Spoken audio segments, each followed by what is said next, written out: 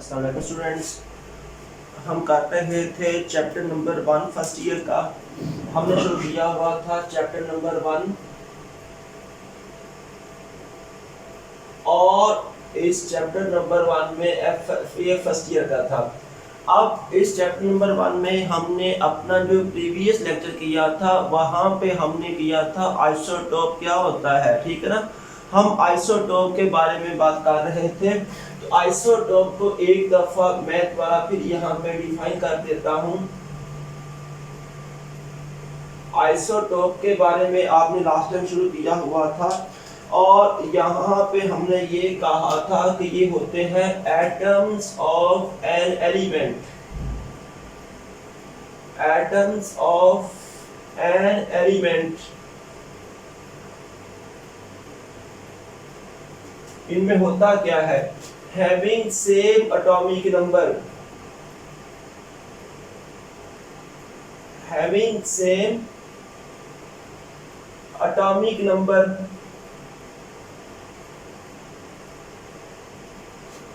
but different mass number, but different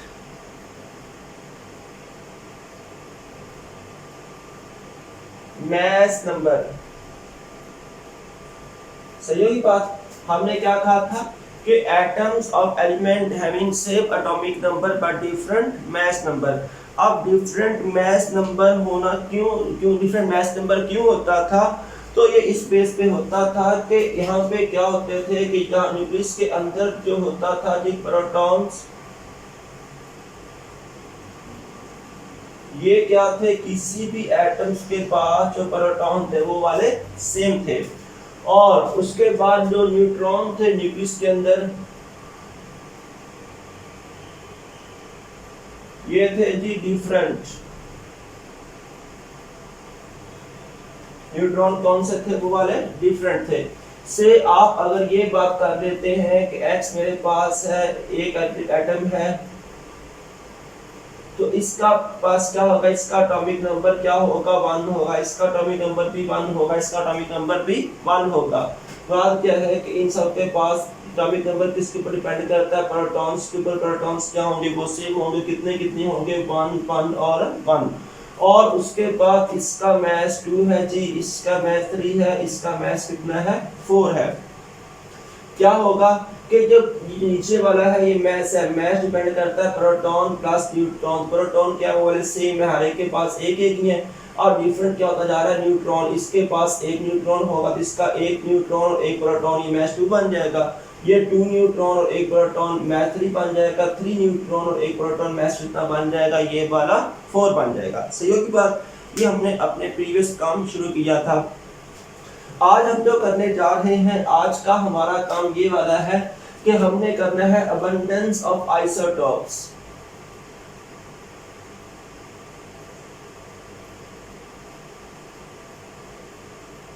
abundance of isotopes.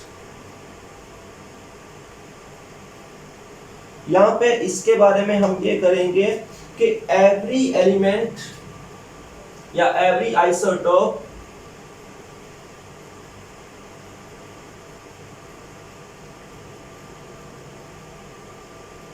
has its own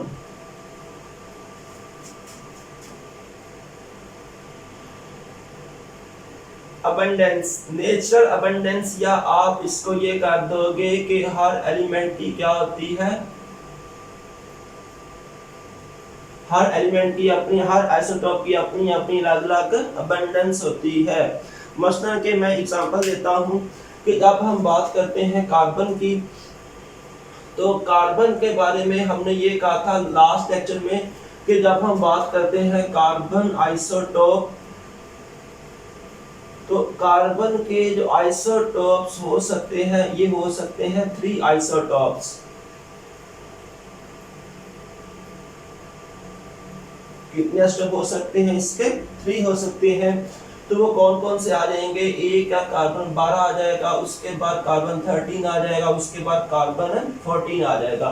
ये 3 थे, carbon 12, carbon 13 और carbon 14। इसके ये आ जाएंगे 3 आइसोटोप। अगर हम इस 12 वाले को देख लेते हैं, इसकी जो अबंडेंस होती है वो होती है 98.9%। कितनी इसकी एग्जिस्ट करता है, ये एग्जिस्ट करता है 98.9% पे।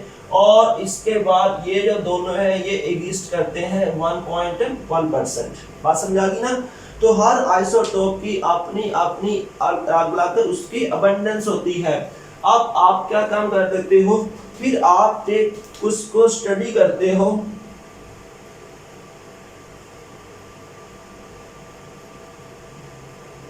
That is most abundance. सही होगी बात। जब आपने ये कर दिया कि इसके हर एक के इसकी अबंडेंस 98.9% है, इस दोनों की 1.1% है, फिर आप किसको स्टडी करते हो आप उस आइसोटोप को स्टडी करते हो जो कि ज्यादा अबंडेंस में होता है। मसलन कि जब हम आम पैटर्न में स्टडी करेंगे फिर हम इस आइसोटोप को स्टडी कर रहे हैं कार्बन के 12 वाले को। सही होगी बात। और हमने अपने प्रीवियस लेक्चर में जब रिलेटिव एटॉमिक मास किया था तो वहां पे हम इसको कर भी चुके हैं कि जब हमने मास को लेना है तो हमने रिलेटिव एटॉमिक मास लिया था as compare to carbon this isotope. ठीक होगी बात। अब जो होती है properties,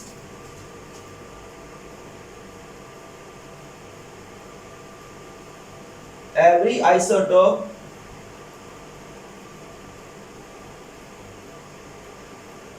having different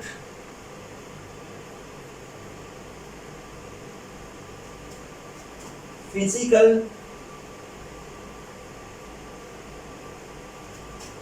properties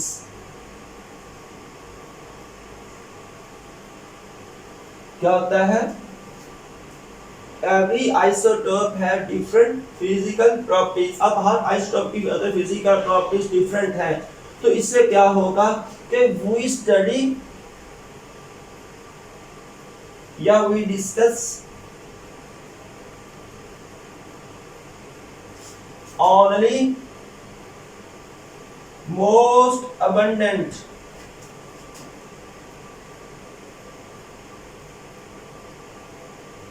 isotope.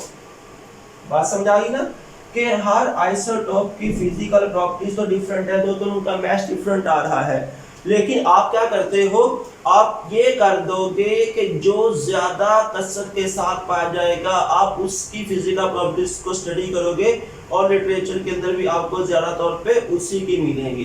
बात समझ आ गई ना। अब हम इसके बाद आ जाते हैं कि आइसोटोप की अगर हम बात कर लेते हैं तो किसके कितने आइसोटोप हो सकते हैं। वो अपने प्रीवियस लेक्चर में हमने कर लिया था कि कार्बन कितने होंगे, हाइड्रोजन कितने होंगे, उसके बाद हम ऑक्सीजन की बात कर ली थी। आज हम कर लेते हैं कि सम एलिमेंट्स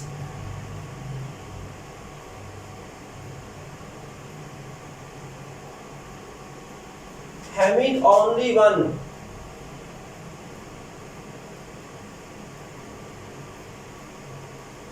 क्या होता है कि some elements having only one isotope।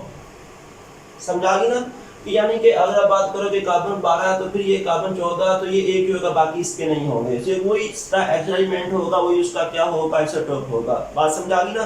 तो उसको हम कह देंगे कि some elements having only one isotope। तो ऐसे एलिमेंट्स को आप नाम दे दोगे मोनो आइसोटोप। क्या कहेगा, मोनो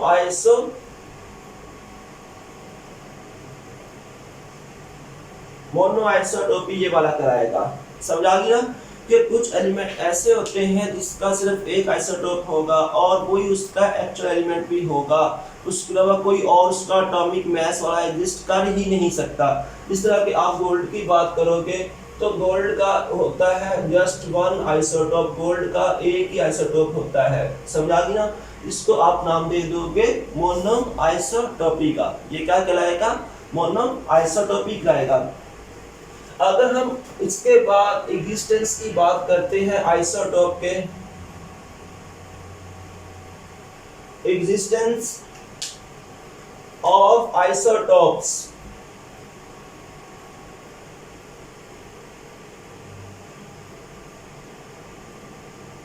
जब हमने बात करनी है एग्जिस्टेंस ऑफ आइसोटोप की, तो आइसोटोप की लिस्ट में हम कर देंगे कि हमारे पास जो टोटल आइसोटोप्स हैं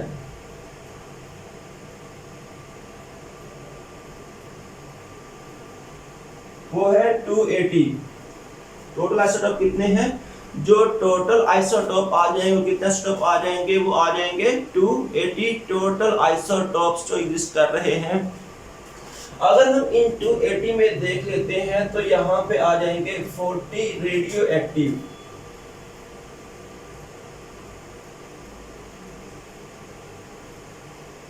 क्या होगा? इसके अंदर जो है 40 वो आ जाएंगे radio active. Radio active option किस तरह का यूरेनियम आ जाएगा, इससे उसमें कितने आ जाएंगे? 14 वो आ जाएंगे, 40 उसमें आ जाएंगे रेडियो एक्टिव आइसोटोप्स। और इसके बाद जो हमने टोटल तैयार किए हैं, हमने 300 have been prepared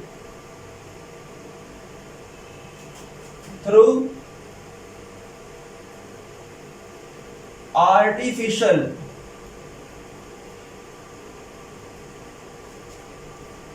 मेथड के हमने 300 तकरीबन जो है वो आर्टिफिशियल मेथड के थ्रू तैयार किए हैं।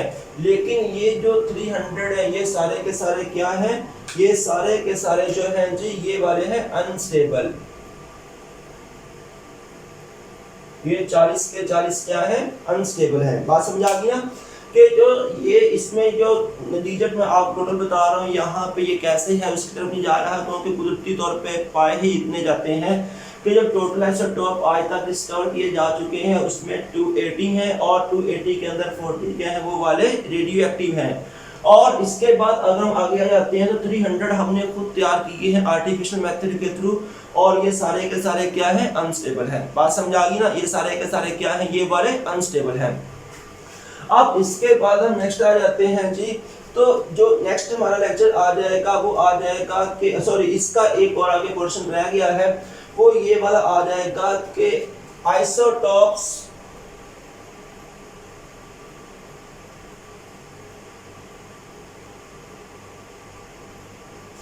हैविंग ऑड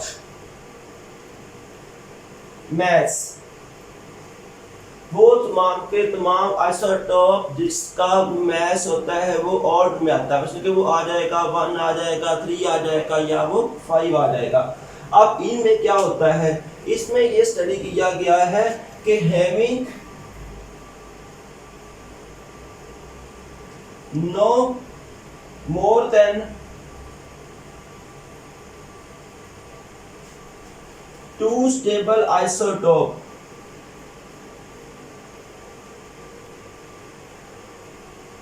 सही होगी बात। ये भी एक स्टडी किया गया, ये ऑब्जर्वेशन की गई है कि वो तमाम के तमाम आइसोटोप जिसका जो एटॉमिक मास है वो ऑड में आता है, उसमें क्या होगा? उसके 2 से ज्यादा स्टेबल आइसोटोप नहीं होते। मतलब समझा गई ना? फिर इसके बाद क्या है कि जो ज्यादा जिसका इवन में आ जाएगा वो आइसोटोप ज्यादा एग्जिस्ट करते हैं। बात समझा गई ना? जिसका इवन में आ जाएगा वो क्या होगा जी? वो ज्यादा एग्जिस्ट करेगा। अब उसके बाद आइसोटोप्स, इसके बाद नेक्स्ट आ जाएगा वो तमाम के तमाम isotope having mass multiple of 4, जिसका mass 4 के ऊपर डिवाइड हो सकता है, जो 4 का जो मल्टीपल होता है। बात समझा गई? जिसका जो mass होता है 4 का मल्टीपल होता है, यानी कि आप करोगे आ जाएगा 12 आ जाएगा, 16 आ जाएगा, उसके बाद 20 आ जाएगा, इस तरह से। तो ये क्या करते हैं जी? Make about 50% of earth crust. क्या करते हैं? वो बनाते हैं तकरीबन 50% अर्थ क्रस्ट का। बात समझा गई ना? कि वो तमाम के तमाम आइसोटोप जिसका एटॉमिक मास और में होता है उसके 2 से ज़्यादा स्टेबल आइसोटोप नहीं होते, और वो आइसोटोप जिसका मास मल्टीपल 4 होता है तो वो ज़मीन का तकरीबन 50% पार्ट बनाते हैं। अब इसमें कौन सा आ सकता है? इसमें कैल्शियम आ सकता है, इसमें मैग्नीशियम आ सकता है, ये जान दे एक आइसोटोप में आ जाएंगे। अब इसके बाद जो हमारा नेक्स्ट आ जाएगा उसमें हमने करना है जी एवरेज एटॉमिक मास, सॉरी हमने यहाँ पे कर लेना है, हमने करना है एवरेज एटॉमिक मास। कौन सा कर लेंगे? एवरेज एटॉमिक मास। बड़ी आसान से टर्म आ जाएगी ये। हम जब एवरेज एटॉमिक मास की बात करते हैं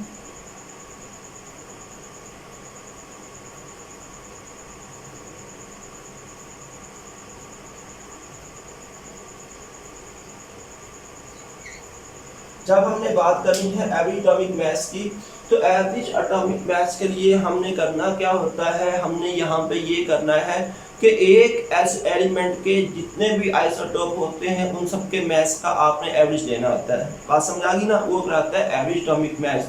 अब इसके लिए मैं आपको ये फार्मूला देता हूँ जी। आपने फार्मूला यहाँ पे जो अप्लाई करना है एवरेज एटॉमिक मास के लिए, वो फार्मूला आ जाएगा जी average atomic mass is equal to आ जाएगा mass multiply by abundance divided by 100। सही होगी बात? क्या काम करना है? Mass multiply by abundance divided by 100। अब इसमें जरा देखें आप, ये कैसे आ जाएगा mass multiply by abundance divided by 100। तो आपने यहाँ पे देख लेना है कि एक आइसोटोप का मास कितना है। सही होगी बात? मल्टीप्लाई बाय उस आइसोटोप की अबंडेंस कितनी है, और उसके बाद आप उसको डिवाइड कर दोगे 100 के साथ। तो अगर एक एलिमेंट के एक से ज्यादा आइसोटोप होते हैं तो आपने क्या काम करना है, से आप ये देखोगे कि कार्बन के एक से ज्यादा आइसोटोप है, जिसमें कि एक कार्बन 12 है, 13, उसके बाद कार्बन 14 पड़ा हुआ है, तो आप इस केस में मास मल्टीप्लाई अबंडेंस दूसरे के साथ ऐड कर दोगे। इस तरह के देखें, मैं ये कर देता हूँ मास मल्टीप्लाई अबंडेंस में आपने सबको ऐड कर देना है। क्या काम करना है? आपको सबको ऐड कर देना है। कि मैं एग्जांपल में ना आपको हमने दिया हुआ है नियोन का, तो नियोन के बारे में हम ये कर देते हैं कि जो नियोन है उसका आपने यहाँ पे देख लेना है, उसके 3 आइसोटोप हैं। क्या है? उसके 3 आइसोटोप उसके एग्जिस्ट करते हैं। अब इसका जो फर्स्ट आइसोटोप आ जाएगा वो मैं यहाँ पे लिख देता हूँ। इसका जो फर्स्ट आइसोटोप आएगा, इसमें हम इसका सिंबल आ जाएगा नियोन का, ये एक्चुअली उसके साथ उसको जमा करेंगे तो ये आ जाएगा नियोन है। उसके बाद इसका जो मास है वो 20 है, नंबर इसका 10 है। उसके बाद दूसरा नियोन है, इसका मास 21 है, नंबर इसका 10 है। उसके बाद तीसरा जो नियोन है इसका मास 22 है और इसका नंबर कितना है? 10 है। नंबर सबका सेम आ जाएगा। और उसके बाद जो 20 वाला है ये एग्जिस्ट करता है 90.92%। कितना एग्जिस्ट करता है? 90.92%। और ये जो एग्जिस्ट करता है 0.92%। और उसके बाद थर्ड वन आ जाता है, ये एग्जिस्ट करता है 8.82%। और ये आपके पास एग्जांपल आ गई कि ये आइसोटोप हैं जी, जहाँ पे हमने किया है कि नियोन के हमारे पास ये हो सकते हैं 3 आइसोटोप हैं। एक का जो आ जाएगा नियोन 20, 21 और उसके साथ आ जाएगा 22 आ जाएगा। अब कोई आपको ये कह देता है कि आप इसका एवरेज मास फाइंड करो। एवरेज मास की आपने क्या काम करना है? Mass multiply abundance of first isotope. ठीक होगी बात? इसके साथ ना मैं यहाँ पे आगे इसके डॉट लगाने के बाद ये आगे यूं लिख देता हूँ। इस तरह का ये फार्मूला आगे इसी तरह से चलता जाएगा। बात समझा गई ना? ये फार्मूला आगे इसी तरह से चलता जाएगा। इस तरह के आप ये देख लेते हैं, हमने बात करी नियोन का, हमारे पास पहला स्टेप 20 है, 21 है, आगे कितना है? 22 है। तो इसको आप ये लिख लोगे, पहला मास 20 है, मल्टीप्लाई इसकी अबंडेंस है 90.92%। प्लस दरम्यान में आ जाएगा, मल्टीप्लाई आ जाएगा ना, उसकी अबंडेंस कितनी है हमने उसको लिख लिया। ये पहला उसका मास मल्टीप्लाई उसकी अबंडेंस। आगे दूसरे का मास 21 है, उसकी अबंडेंस कितनी है? Multiply by 0.92%। फिर हमारे प्लस आ जाएगा, तीसरे का मास कितना? 22 है, इसकी अबंडेंस है 8.82%। तो आप क्या काम करोगे? इसको 1000 के 100 के साथ आप इसको डिवाइड कर दोगे। तो जब आप इसका एवरेज मास निकालोगे वो आ जाएगा 20.92%। और कितना आ जाएगा उसका जो एवरेज मास आ जाएगा, एवरेज मास आ जाएगा 20.18 AMU। कितना आ जाएगा 20.18, इसके साथ आ जाएगा जी AMU आ जाएगा। समझा कि एवरेज मास निकालने के लिए आपने क्या काम करना है, आपने ये देखना है कि उसके कितने आइसोटोप हैं, उसकी आपको अबंडेंस का पता हो, उसके बाद आपको उसका मास का पता हो। तो आइसोटोप का मास मल्टीप्लाई अबंडेंस प्लस आगे फार्मूला इस तरह से, अगर उसके एक से ज़्यादा आइसोटोप हैं तो डिवाइडेड बाय 100, आप उसको पुट करो, आपके पास उसका आंसर आ जाएगा। और ये आपको पेपर नई वाली एग्जांपल दे दी गई थी, most important example short question के लिहाज से मैंने उसको भी यहाँ पे सॉल्व कर दिया है। बात समझ आ गई ना। तो जो हमारा नेक्स्ट आ जाएगा वो हमारा एक भी टॉपिक्स जो मैंने दरम्यान में छोड़ दिया था, लेंथी टॉपिक था मास स्पेक्ट्रोमेट्री का, इसमें हमने उसकी अबंडेंस फाइंड करनी थी। हमारा इंशाल्लाह नेक्स्ट लेक्चर होगा।